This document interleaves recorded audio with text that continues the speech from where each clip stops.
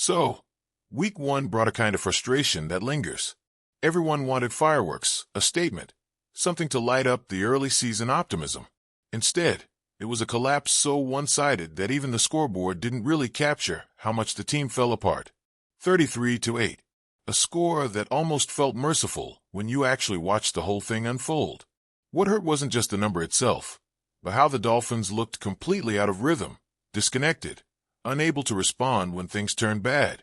And yet, here we are again, a new week, a divisional clash, a home opener, and all the emotions that come with facing the Patriots in Miami. If last week felt like a stumble into a dark tunnel, then this week has to be about finding light again, about proving that the worst isn't the norm. The Patriots bring their own struggles, their own uncertainties, and that is exactly why this game carries a strange kind of weight. It's not just about bouncing back.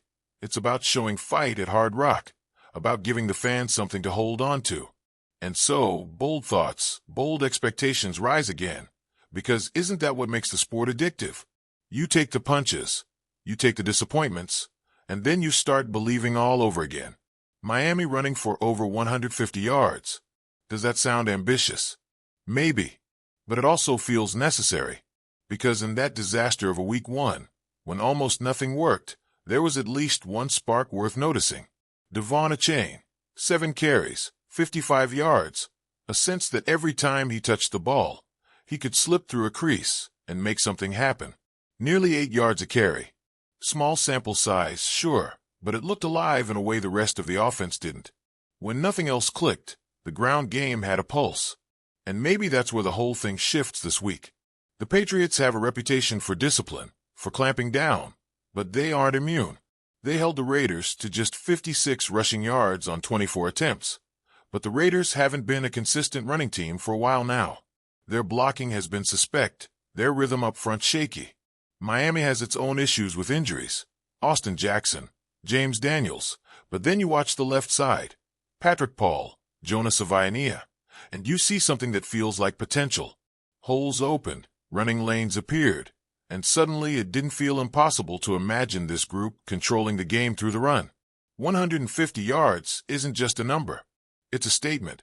It's the kind of performance that says the Dolphins don't need to be one-dimensional, that they don't need to live or die by Tua throwing into crowded coverage. If the ground game hits, then suddenly the offense breathes differently. Drives stay alive, defenses hesitate, and play action actually means something. That's what this week could bring if the commitment to the run doesn't vanish at the first sign of resistance. But then comes the other side of the ball, the pass rush. A week ago, it was almost invisible. One sack against the Colts, and even that felt like it came too late to matter. A unit with talent, with speed, with names that should be feared, looked oddly quiet, almost restrained. You can talk about coverage not holding long enough. You can talk about game flow. But the bottom line is that pressure was missing. And without pressure, everything else crumbles. Now the Patriots. A perfect target. They allowed 4 sacks last week, 21 quarterback pressures, and this isn't new for them. Last season their offensive line was already unstable, and now they've shuffled things around, plugged in rookies, tried to reshape it. The results? Shaky. Very shaky. And that is where Miami's defense has to rise. Chop Robinson, Bradley Chubb, Jalen Phillips, Matthew Judon. Names that should send nerves through any quarterback. But names mean nothing if they don't deliver. The question that lingers, can Miami generate pressure without blitzing? Because last week, the Dolphins leaned on the blitz heavily, more than almost ever under Anthony Weaver, and it didn't feel sustainable. It was desperate, not confident. This defense is built to pressure with 4, to suffocate without gambling everything, and that's what has to show up on Sunday. If the front can dominate on its own, then everything behind them sharpens. If they can't, then the cycle repeats. And then there's Chop Robinson. Young, explosive, a player with the kind of speed that bends tackles backward. Last year against New England, he played like a nightmare. 13 quarterback pressures in 2 games, 9 hurries, 4 hits, 2.5 sacks. And in the late-season clash, he practically lived in their backfield. Those aren't just numbers. They're scars left on a divisional rival. This week he'll either see Will Campbell, starting for just the second time in his career, or Morgan Moses, a 34-year-old trying to hold his ground while nursing an injury. Either way, it looks like Robinson's speed becomes the X factor. Last week, against the Colts, he didn't register a single pressure. Nothing. A ghost. That doesn't sit well.